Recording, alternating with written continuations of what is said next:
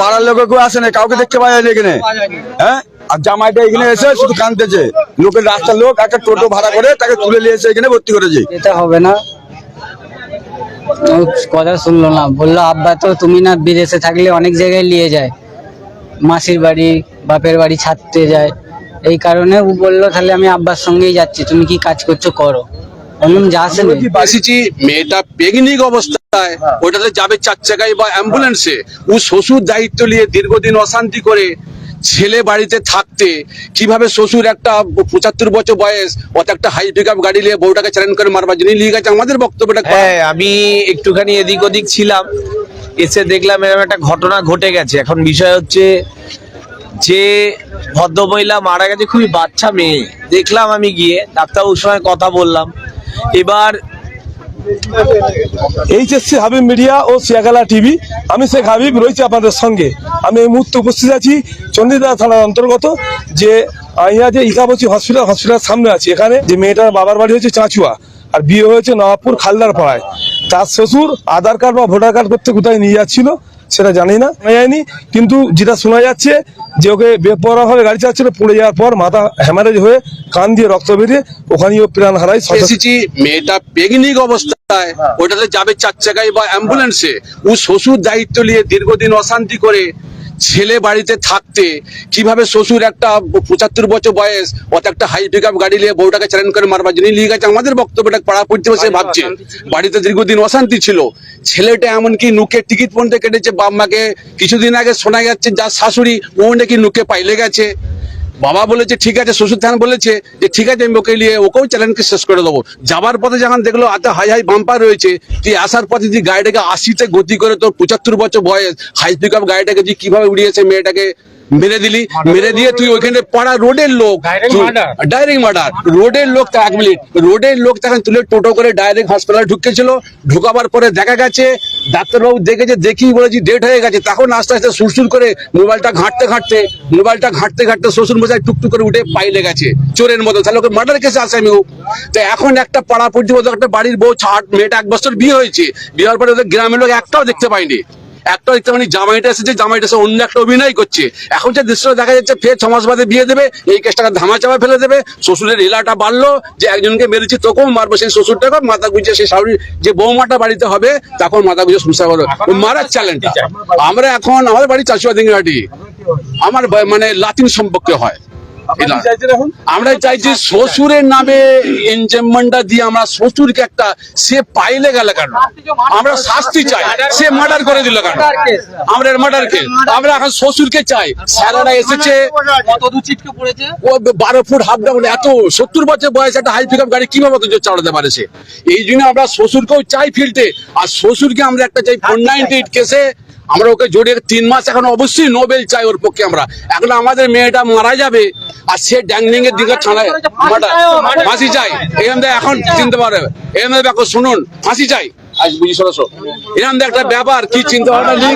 সারারা এসেছে, এরা পরিষ্কার কথা আমি বলছি, এই অশান্তির মধ্যে নাইটি যদি ভালোভাবে আসতো আমরা কিছু বলতাম না। আমরা যদি ভালোভাবে আসতাম, বাড়িতে দীর্ঘদিন অশান্তিকে চ্যালেঞ্জ করে মারা হয়েছে এবং মেয়ের শাশুড়িটা কিছুদিন আগে পাইলে গেছে। হ্যাঁ, এই ধরনের ব্যাপার এই অবধি আমাদের কথা বলবার আছে। আমরা চাইছি ওই শ্বশুরকে ফাঁসি চাই, শ্বশুরকে চাই, আমরা চাই। কেন চ্যালেঞ্জ করে মারলো? গরিবের মেয়ে বিয়ে দিয়েছে, ভালোভাবে বিয়ে দিয়ে দিচ্ছে, মনপত্র নিয়ে বিয়ে নিয়ে এইভাবে কিভাবে মারলো? জামাই তো শাস্তি চাইছে বাবার, তা জামাইটা শাস্তি চাইছে বাবার, তাহলে কত দোষী? জামাইটাকে ডাকো। হ্যাঁ, তাহলে বাবা কত বড় দোষী বাড়িটার মধ্যে? আমার ওই শ্বশুরের আমরা ফাঁসি চাই। দীর্ঘদিন 5-7টা মেয়েও মারবে, ওর যা চ্যালেঞ্জ দেখা যাচ্ছে। তাকেই মারবে, ও তো দাদাগিরি হয়ে গেল, ও তো দাদা হয়ে গেল, ও তো ভরসা পেয়ে গেল। আমরা চাই শ্বশুরকে, আমরা চাই শ্বশুরকে আমরা দেখতে যাই, বা শ্বশুরকে আমরা চাই। সেইভাবে মেরে চলে গেল। সে ছেলেও বলছে যে আমরা এইভাবে ছাড়তে চাইনি। একটা 6 মাসের প্রেগনেন্ট কিভাবে বাইকে যেতে পারে, কিভাবে 4 চাকায় অ্যাম্বুলেন্সে যাবে? বলুন, ওতে বেডরুম যে একটা চাই, ওই একদম হাই পিকআপ গাড়িতে নিয়ে যে ঠিকরে ফেলে দিয়ে 12 ফুট পরে মেয়েটাকে মারা দিল। কি অবস্থা বলুন? মারার করেছি রইলো না, রোডের লোক তুলে নিয়ে গেল, রোডের লোক তুলে অ্যাম্বুলেন্স মানে টোটো করে হাসপাতালে দিল, আর সে কোথায় নুকিয়ে পাইলে গেল। এটা কি চিন্তা ভাবনা আপনারা করুন বা বলুন। আমরা ওই লোকের ফাঁসি চাই, ওই 6 মাস বাদে ছেলেটার বিয়ে দেবে, সেই বউটাকেই চালান করে মারবে। কত বাবার কোল খালি করবে ওই বাবা, ছেড়া এই বাবা। কেন সে পাইলে গেল? সে মাথার ঘোড়ায় থাকতে পারতো তো? সে কেন পাইলে গেল? কেন চলে যাবে? বডি আছে দেখতে পাচ্ছেন, বডিটা এখন কিন্তু এই যে হসপিটালে এখন বডিটা কিন্তু আছে, হসপিটাল বডিটা আছে, এখন চেক আপ হচ্ছে বডি দেখতে পাচ্ছেন। আর বডিটা এখন দেখছে বাড়ির লোক, হসপিটালে এখন বডি আছে দেখতে পাচ্ছেন। আমি এই অবধি আমার বক্তব্য। আপনার নাম? শেখ আউলিয়া, ওইখানে এক জায়গাতে বাড়ি। আমার কাছে কর্তব্য হচ্ছে এটাই যে উনি শ্বশুর মশাই যে ওনার বৌমাটাকে রেখে দিয়ে কিভাবে চলে গেল। যদি ওর মেয়ে হতো ও রেখে যেতে পারতো কি, চলে যেত কি? যদি গ্রামেরই মেয়ে হতো আমাদের, তো আমাদের গ্রামের মেয়ে রাস্তার রাই হলো, কথাটা তাই ভর্তি করে গেল, তাহলে দেখা দরকার বা থাকা দরকার। যেই উনি শুনিয়েছে ওনার বৌমা হয়, উনি কিভাবে ফেলে রেখে চলে গেল। আবার উনি নাকি এখান থেকে যে চণ্ডীতলা থানায় কে বসে আছে, তো চণ্ডীতলা থানায় বসার কারণটা কি? ওনার উপরে আমরা কোনো এফআইআর করেছিল? ওনার উপরে কোনো হামলা করেছিল? করিনি তো। তাহলে উনি চণ্ডীতলা থানায় গেলে কেন? ওই মেয়েটাকে উনি কি যে গুণাগিরি করে সেইটা সিলিন্ডার করতে গেল, মার্ডার করে ওখানে সিলিন্ডার করতে গেল, তাই তো? আমাদের কথাবার্তা, আমাদের বাড়িও চাচু ভাই। খুব ভালো মেয়ে, এত ভালো মেয়ে, শান্ত মেয়ে, লেখাপড়া শিখে সেই মেয়েটা শান্তি ভাবে থাকতে পারে না, থাকতে পারলো না। সেই মেয়েটার বাড়িতে অশান্তি। ও শ্বশুর যে কাজটা করেছে ভালো করেছে, ও যে ছেড়ে দিয়ে চলে গেল, 3 লজ্জায় গেল। তাকে তো এইখানে আসা দরকার ছিল, তাহলে সে এলুনি কেন? সে যে একটা মেয়ে চলে গেল, যদি ওর মেয়েটাই হতো, তার পাড়ার লোক কেউ আসে না, কাউকে দেখতে পাওয়া যায় না এখানে। হ্যাঁ, আর জামাইটা এখানে এসে শুধু কাঁদতেছে, লোকের রাস্তার লোক একটা টোটো ভাড়া করে তাকে তুলে নিয়ে এসে এখানে ভর্তি করেছে।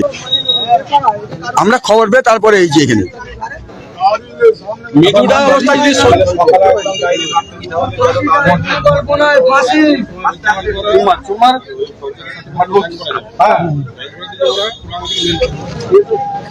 কি হয়েছে? আপনার স্ত্রী? হ্যাঁ, কি হয়েছে আপনার? তাহলে আপনি নিয়ে যাননি কেন? ভয় লাগছে নাকি স্ত্রীটা বলবে যে হ্যাঁ আমার স্ত্রী? আপনি নিয়ে যাওনি কেন? দাদা আপনি নিয়ে যাওনি কেন?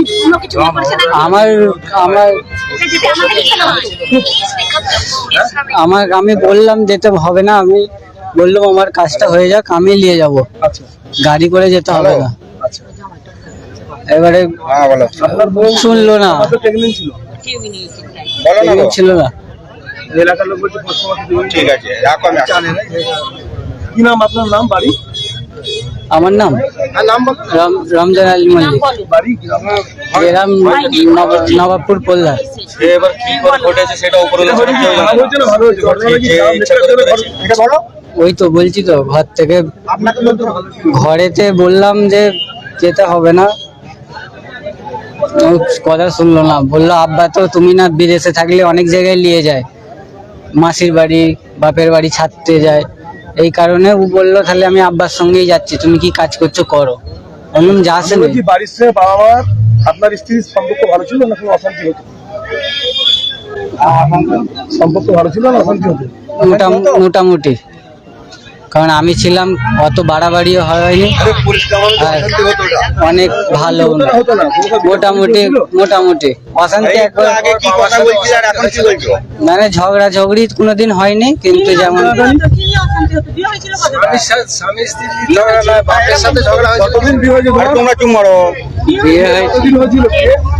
1 বছর 2 মাস। হ্যাঁ, আমি একটুখানি এদিক ওদিক ছিলাম, এসে দেখলাম এরকম একটা ঘটনা ঘটে গেছে। এখন বিষয় হচ্ছে যে ভদ্রমহিলা মারা গেছে, খুবই বাচ্চা মেয়ে। দেখলাম আমি গিয়ে ডাক্তারবাবুর সঙ্গে কথা বললাম।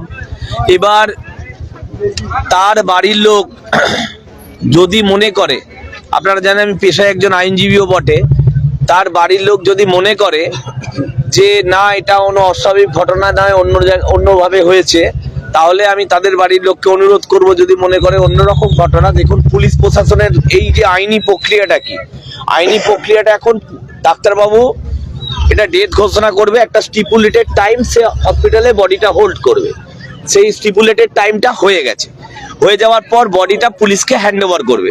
ন্যাচারালি পুলিশ কোনো কিছু না করলে কোনো বডি হ্যান্ড কি করবে, পুলিশ এখন এটা আনন্যাচারাল ডেথ মানে ইউডি কেস স্টার্ট করলো।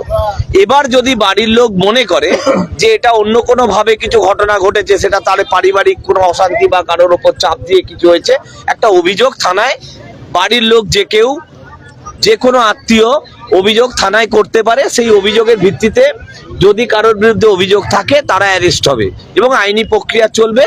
আর ন্যাচারালি যেটা লক্ষণীয়, যেটা মানুষের থেকে শুনলাম, উনি নাকি বাইকে আসছিলেন বোধহয়, যার সঙ্গে মানে উনি শ্বশুর মশাই, উনি বোধহয় এখান থেকে চলে গেছে, কেন গেছে সেটা তার ব্যাপার জানি না, তবে শ্বশুরের ফাঁসি চাই। এই শ্বশুরকে মারার করে দুটো বাচ্চা দুটো প্রাণে চলে গেল, 6 মাসের প্রেগনেন্ট। এই এটা 4 চাকায় যাওয়ার কথা, সে যাচ্ছে কোথায় মোটরসাইকেল হাই পিকআপ গাড়িতে, শ্বশুর চ্যালেঞ্জ করে মেরে দিল, যাওয়ার সময় যদি মধ্যে কোনো কারণে কি অবস্থা।